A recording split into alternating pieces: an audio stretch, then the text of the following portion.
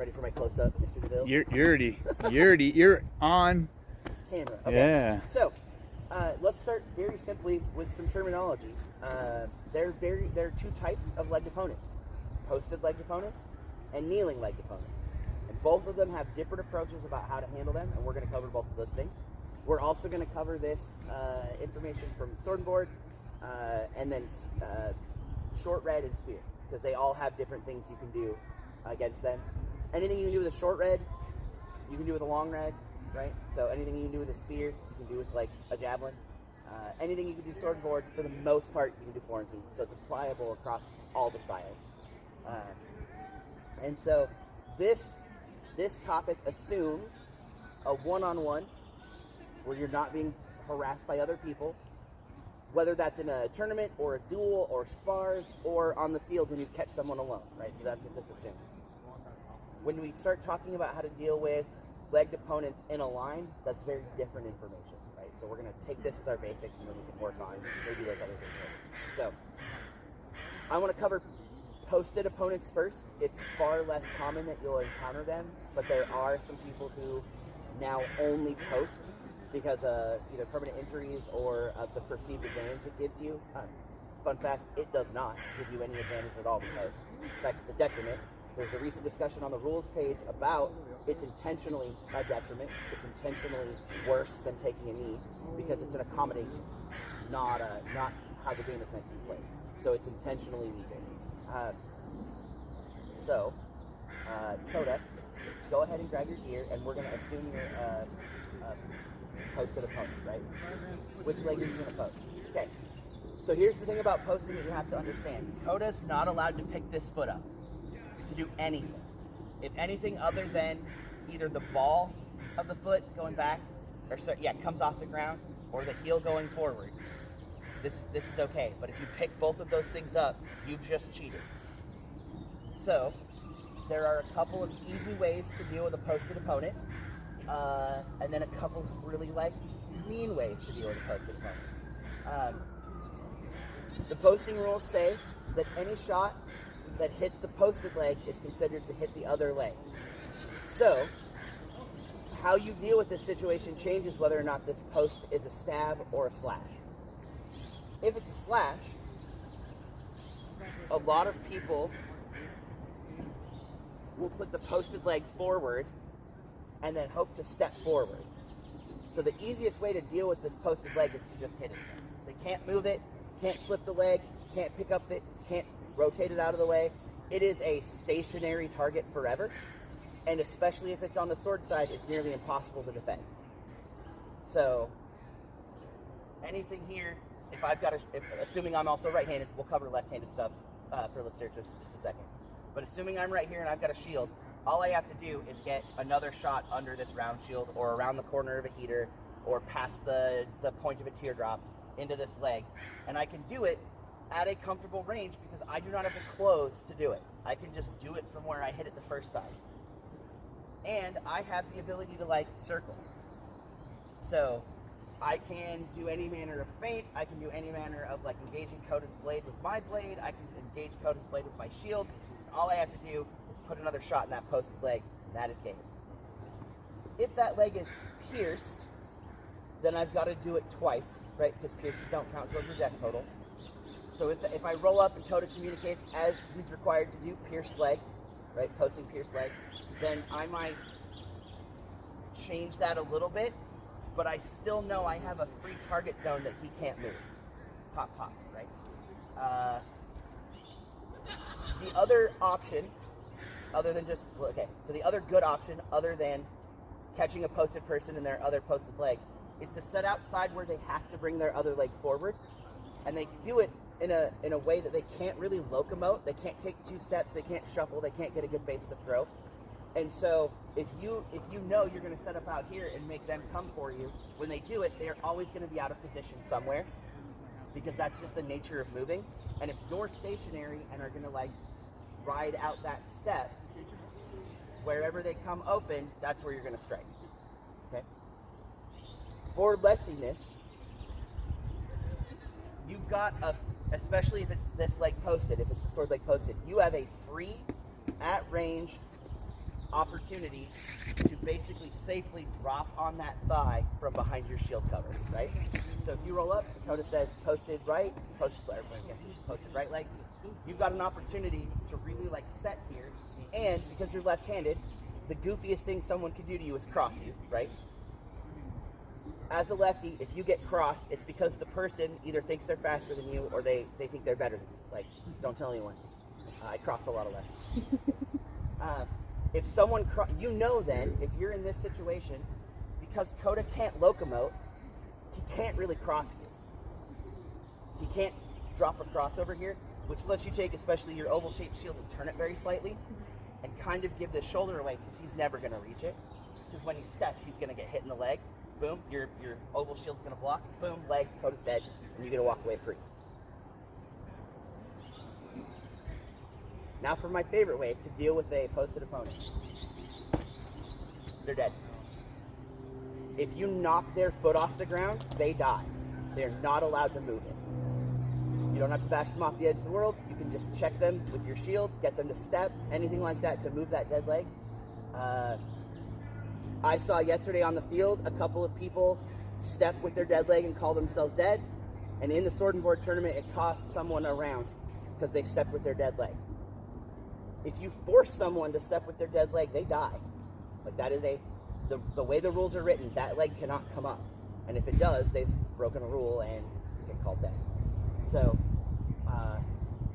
one of my favorite, Bakhtar will always choose to post. One of my favorite things to do is push him after he's done it, or bait him into taking the step because he's aggressive, especially when he's like going right.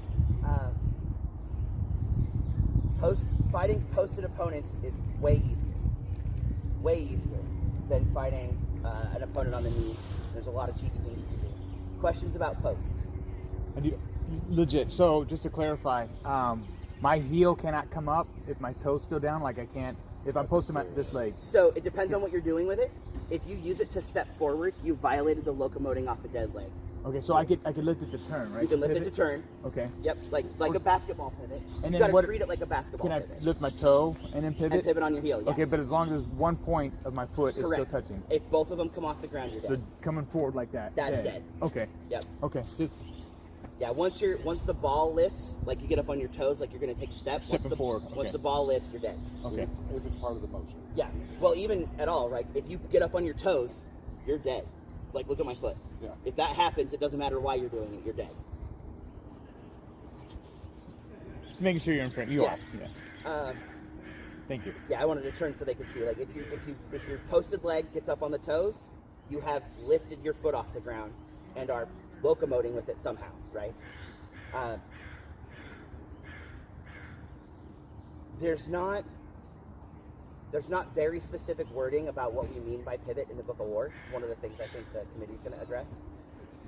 So we're left to use it the way other sports use the term, and basketball being the big one. And so basketball lets you pivot like Rono was talking about. He was off camera, so I'll demonstrate. You can pivot on your heel in place, or you can pivot on your ball in place. But you can't come up on your toes, and once you do, you're dead. Yes, Lilas. This is a comment, not necessarily a thing that you made good here by Sure. but I didn't want to move past it. As a posted person, I've gotten many kills, and so when you're going against a posted person, be aware of it. Is if I have my posted leg, it almost always is the target. Yeah. So I know that, you know that. Be aware that your opponent is knowing that you're going to go for that, and their first immediate reaction is going to swing for you, trying to swing for their leg. True, and there most of the time, especially if it's the sword side posted leg, that won't matter. You're going to get hit, and they probably won't. That equation changes big time if it's the shield side leg, because there's a lot more defense, and I have to do a lot more. I don't know how easy you can see, but I have to do a lot more to hit Coda down here, because especially if he rotates that shield down, I have to do a lot more to, and I'm leaving myself exposed to this. Versus this side, I can engage the dangerous thing, and it's really hard to cross your body and block this leg. Did you, I meant, did you already address if you started, like my right leg is posted, but I am starting at a defensive stance? We haven't gotten there yet. Okay. Yeah. So most of the time, people will hang their dead leg forward so they can step through and get some range and trick you into coming. into their space.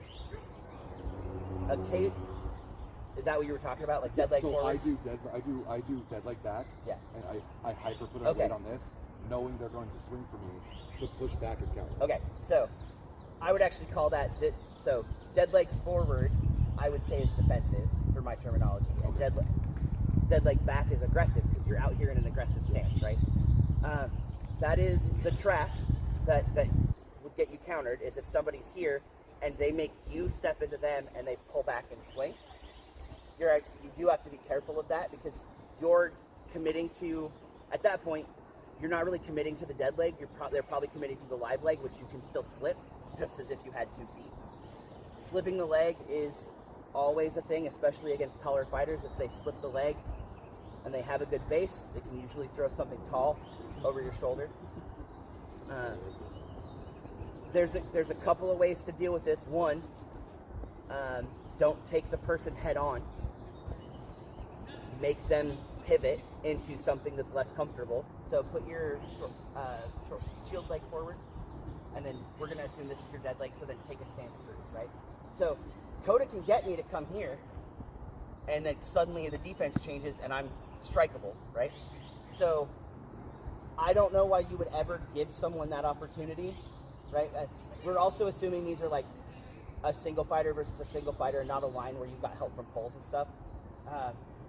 I don't know why you do this when you could come here and force Coda to see how now his feet are in line with each other, and there's no way to slip back now. So I could come here and then boop, boop, boop, boop, and just change that nature. So if you're like, haha, step into my web, said the spider to the fly, and someone's coming straight at your face when you're hanging your dead leg back, they're doing it wrong, and hopefully they watch this video. And they should move to the space, like to a new space, to force you to put or worse, like circle around and make you pivot. Because if they can catch you, if they can explode, or same if you can catch someone, if they're pivoting and they've got a leg in the air, like they're taking a step, they don't have a base because they can't locomote. So if you catch somebody like this, that's when you can explode on them. Push them, because they will have no choice but to take a step. Catch somebody with their leg in the air and you push them, they'll have no choice but to die. Or you can fake high, go low, fake low, come high, and they're going to be so out of position, they won't be able to respond with their kinetic chain attack. Does that make sense? Yes. Yeah. I just wondered. So yeah, you can keep doing your like catching people coming right at you. They're just bad at sort of. Please punish them. I do? Yeah, good. Every time you kill someone like that, you should take the fighting like opponent's class, and then I'll get you business cards. Okay. Any other questions about posted opponents? All right, Cody, I'm gonna pick on Mox now. Mox, will you come take a knee?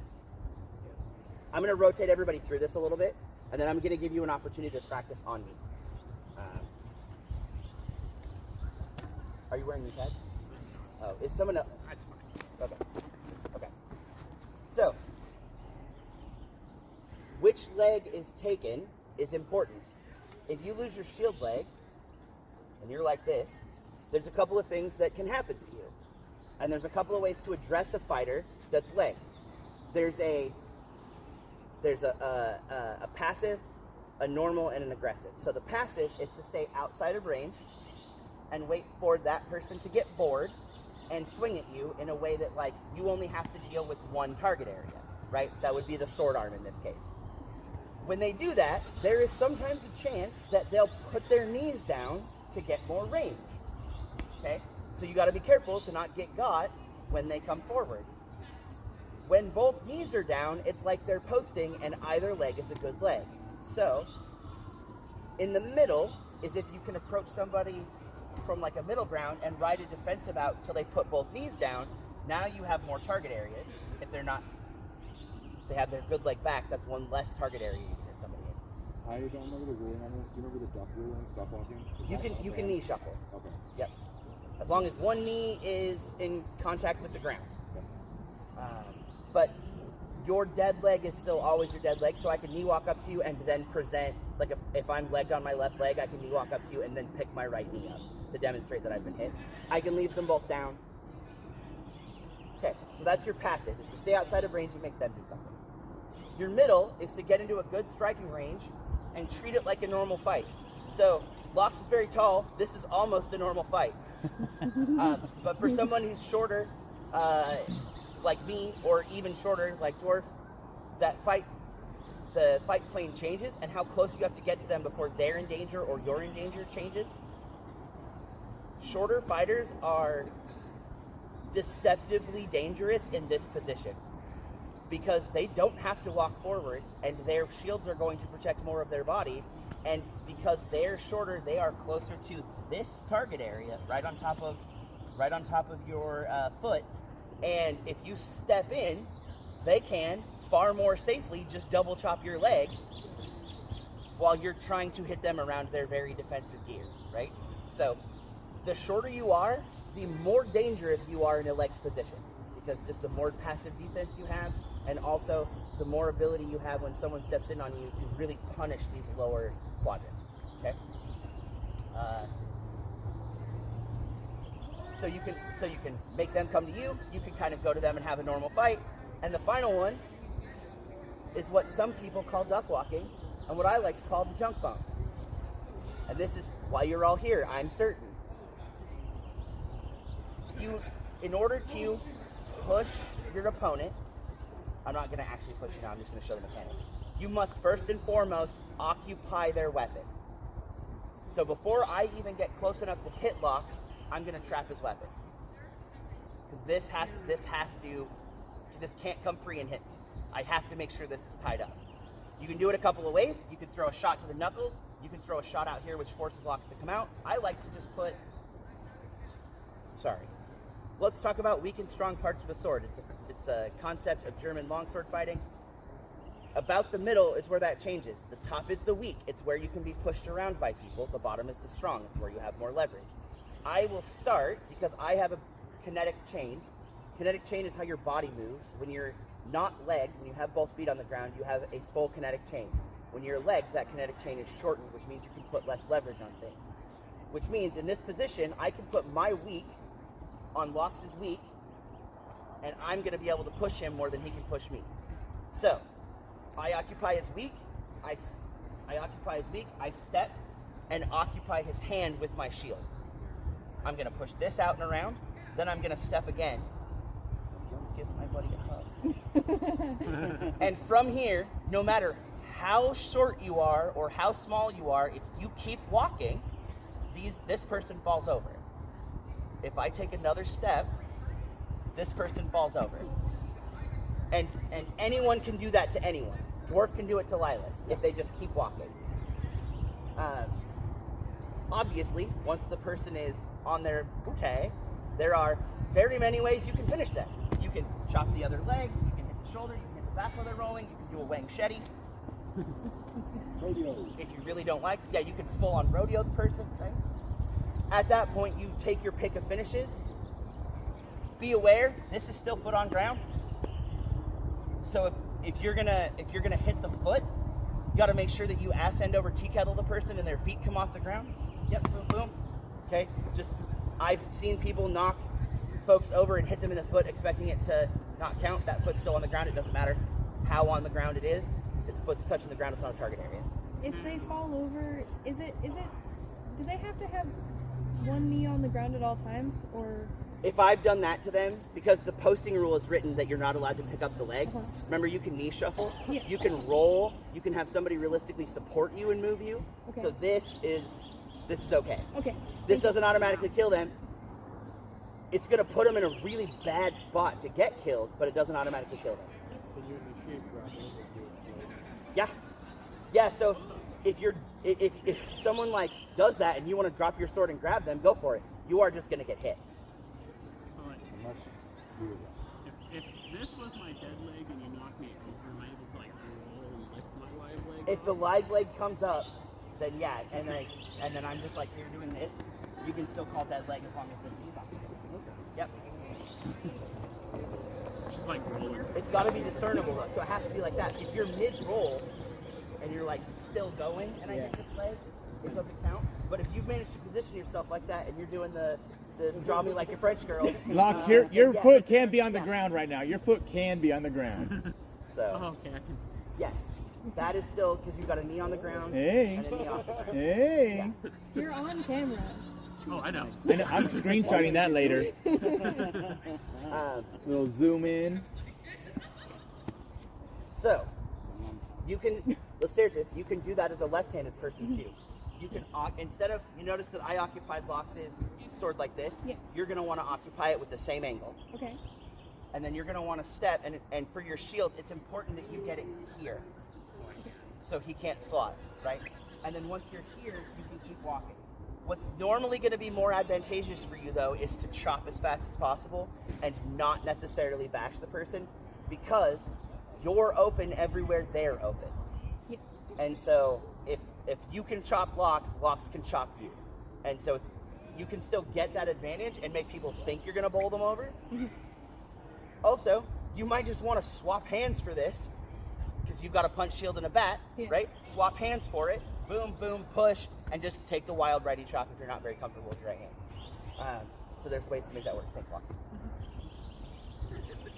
Okay. I'm going to give all of you a chance to practice knocking me over. So that's going to happen in a second. But before we do that, I want to talk about the different weapon styles. You can still knock somebody over with that same trick, Florentine. It does not have to be a shield bash. You are allowed to manipulate their shield. For that, if you're assuming they're right-handed, you still take your right-hand sword and go weak to weak. And when you push, you're going to take the handle or glove and put it on their handle. So pop, pop, and then step through and push, and then get chopped. That's not always the most efficient way to do it, but it's really funny to get shield bashed by a Florentiner. Or if you're a Florentiner, it's really funny to shield bash someone. I did it to Huck a couple months ago. Knocked him over. The danger there is that inside slot. It's having somebody slip the weak to weak and hit you like this while you're open. Come right in, right? Or having them not allowing you to engage the weak to weak and doing like some kind of overhead reset to chop the leg. Maybe I'll do a class later as fighting as a legged opponent. We'll talk about slipping the weak and stuff like that. Maybe that'll be for trials. But weak to weak, transition into the shield, step through them, and push. For pole arms, and even like minimum reds, it should be really common sense, but it isn't always, that when you have a red, Vizsla, hand me my red and then come stand down here, please. Down. Assuming I've like got Vizsla to post, you're posting, right? It should be really obvious that he can't chase me any further than this, right? So then I have all day long to either like just drop another shot in that posted leg, red the shield, or to try to pick something or get a step, right? I have all the control and all the time. The only way for him to close a gap, and this works on a 4-foot red, it works on an 8-foot red, the only way for him to close the gap is to take a step forward with his live leg, which gives me an opportunity to strike it away he can't block. And also I can still slip. I'm like, whoop, whoop, whoop, whoop, right? I can get out of there.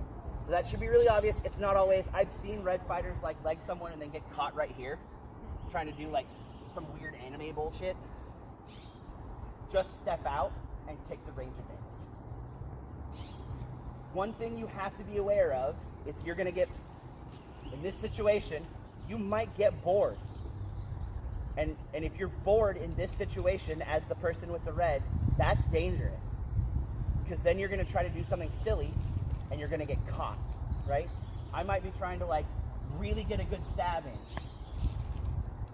Or I might try to like get fancy and rodeo us and pop. And that's going to, when I extend, Vizsla's got a shot. If Vizsla's patient, if the posted person is patient, yeah, that's bad. So you've got to be more patient than they are, okay? You go ahead and take a knee for me. Same rules apply. Only, there's no way for this person now to slip their shield in any way, right? They can't pull it back behind their body. They can't take that posted, if they're like posted leg back, they can't pull it back, right? And get it out of the way from a red.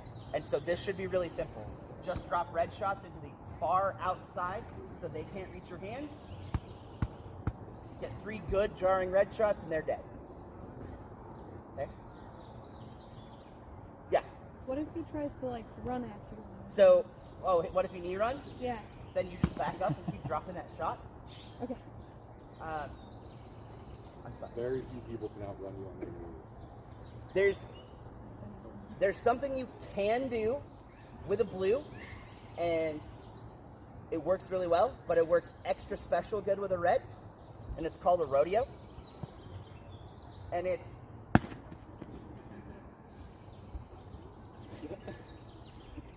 so if they're up in an A-frame, in an advanced A-frame, you can just pop this and drop it.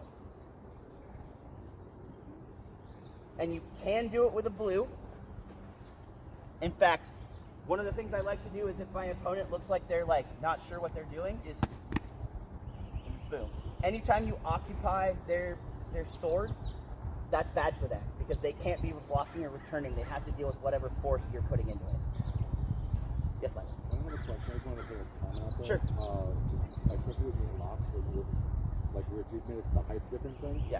One thing a lot of people do when they don't really pay attention is they match on middle. And like if you're going against a leg person, or a ground person, make sure you don't do this kind of thing. Because me and locks will take your back, even if we're legged. It's good. It is good practice to always keep your kinetic chain. I've talked a lot about that. Kinetic chain is where you generate power from, and it comes from having a good base. And when you do this, you've broken your kinetic chain. You just can't generate power now with your hips or your body. So it's always good practice, no matter the height of the person you're fighting, whether they're taller than you or shorter than you, for you to maintain your own kinetic chain. It's how you generate power. It's how you get kills. So when I go through to push somebody, right, I'm not ducking. I'm still, my kinetic chain is intact. And then I'm going to step through them and push, right? When I deal with if I'm not going to do that and I'm going to try to do the more passive, I'm not leaning over. I'm going to stay right here, and I'm going to maybe give Locks an opportunity, or not Locks, Vizsla a chance to like see something on me so that when they come into my strike range, I can take it. But I'm not going to duck, and I'm not going to get down like you're talking to a kindergartner. I'm not getting on their level. I'm making them stay on my level. Thank you, Lilas. That's important. The rodeo works really good with a red because that means you're putting 2 hands worth of power into their 1 hand worth of power, and almost no one is strong enough to like hold that even against the smallest person. So if you've got any kind of advantage where they can't move, that rodeo is either going to disarm them completely or it's going to leave you a pocket where you can pop through and come back down. Be careful. You can do it with an 8-foot red, but it's going to have a bigger barrel or a bigger blade because it's got more mass, so it needs more padding. Be careful if you do that you don't hit someone in the head. It's super possible to hit someone in the head that way.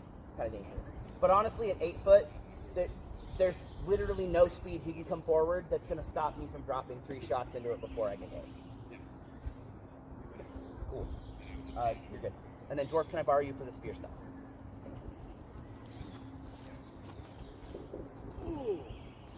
This is objectively the hardest part. Because spear's biggest advantage is when your opponent is moving. Now, I'm not a spear expert. You can talk to Sir Robin or Sir Rem or Zale about more specifics, but I can tell you that if Dwarf just stands there and I try to poke around him, that's not going to be a good time for me. I'm going to get really tired, and Dwarf's eventually going to be able to slip my tip and come in, right? So, that's mitigated by making sure that so be posted first, right? Posted leg shield. I don't have a lot of space here to do anything to Dwarf. Like, I can maybe get this other leg out of range, but like, he's just rooted at that point. And then I've still got to figure out how to get around this. So, I have 2 pieces of advice for fighting a posted person. One is choke up a little bit and get more control of your tip. Because then you can present a target area that may or may not be there and then slip the shield or catch the arm when it comes out. And then the second piece of advice is to do.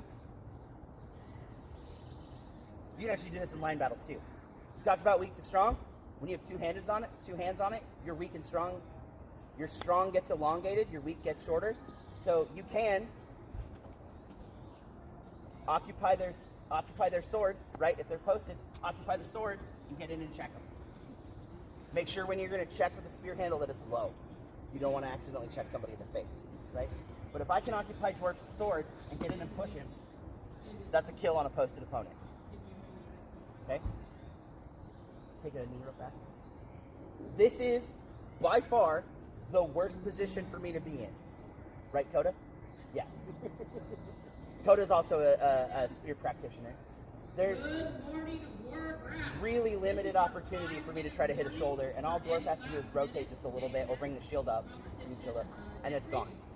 And I now have to, with the tip of this at range, be faster than that. Against punch shields, you have a better opportunity to manipulate an edge and get a kill. With a strap shield, because there's that whole arm's worth of force, that's nearly impossible. In the castle siege yesterday, I was legged, and there were like 3 different people trying to pull my heater shield out for me, and I'm like, dude, that's never gonna work. In fact, I told one of them, I was like, you can waste your 30 seconds left just trying to do that, or you can go somewhere else. And the dude actually walked away. So you've got two solid options. One is, again, to try to occupy the sword and get in and knock Dwarf over, or to try to get, especially in their knee, to try to get him to chase you. Because eventually this person will get bored and will take a knee step. And once they've taken a knee step, now they're open. As long as you're smart about it. Questions about spear or red? Okay. One last option I want to cover, just because I want you to know how to do it safely. We haven't talked at all about shield kicking. Shield kicking is a high-risk, high-reward maneuver, and also can end up with you hurt and your opponent hurt, but it's perfectly legal, and sometimes it's hilarious. I got absolutely boot stumped by Bokdar at Chaos Wars 2 years ago, and it was funny. When you do it, you want to make sure that you're doing a push kick with the front of your, right? It's not a chop kick, it's not an axe or a tomahawk, it's not a snap kick. You are doing a push kick with the bottom of your foot on the shield face of your opponent, and it is meant to, push them. It's meant to push them over. Now, when I do that, if I'm sword and board, I have to pull my hips back to get good push. When I do that, my leg is extremely exposed. All Dwarf has to do when he knows the shield kick is coming is just get ready to do the windshield wiper chop into my leg. Boom, right? And I might finish that kick, but now I've got to drop to a leg. And I've just moved my opponent away from me. Here's the real danger. If I expose, do not hit me in the jump. But that's what's threatening. If I pull my hips back, right, to get a good kick, my hands and my shield come with it, which leave me exposed right here. And the number of times I've seen somebody get crotch shotted while trying to shield kick, it's too damn high. It's hilarious. So if you're gonna shield kick, you have to know, A, what you're gonna do after, and B, how to execute them safely. And they should, again, be pushes, because here's the dangerous part. If I go to shield kick and Dwarf goes to wrap me, that shield moves. And I've seen people get kicked in the chest because they've moved this out of the way trying to throw a wrap. Colossus left a footprint on me because I threw a rodeo wrap and I got kicked in the chest. It happens very rarely. Shield kicks aren't really in vogue anymore, but they are useful. And throwing one will always surprise whoever you're fighting. And you can usually take advantage of that if you don't get hit like in a kill zone. But again, you want to do them safely. You can practice those at home. You can set your shield up on a pillow or a tripod and practice getting a good push with your own gear at home. Dropping a good shield kick on somebody, again, will always surprise them. Here's the other thing that can happen. This is how Elrath uses them. Elrath kicks over here. so that when he steps this way. I don't know if you can see it, but I've moved offline with Dwarf a little bit. So when kicking the outside of the shield does basically a can opener and puts you offline. So, and Elras the lefty. So he's just put his sword directly into the person's chest. You can do that as a righty too, if you know you're going to do a false edge wrap, something like that. Okay? The Lilas. Just a safety concern when Yeah. you are kicking, because I'm the person who kicks shields. If they have a punch shield, really reconsider the kick as an option, purely for safety purposes. Yep. Because they cannot block a kick unless it's right in the center, and you will go through a shield. Yep, you can turn that shield. Which you can also do, again, remember when I said you can use the spear to levy up a punch shield? You can do it on the inside too. It's that same thought process with the kick. You're going to lever it in one way or the other. Questions on that? Okay, I'm going to get my gear on and I'm going to let you all practice knocking me over. I have a question. Yeah. Specific to music. Sure. Is it allocated or fast form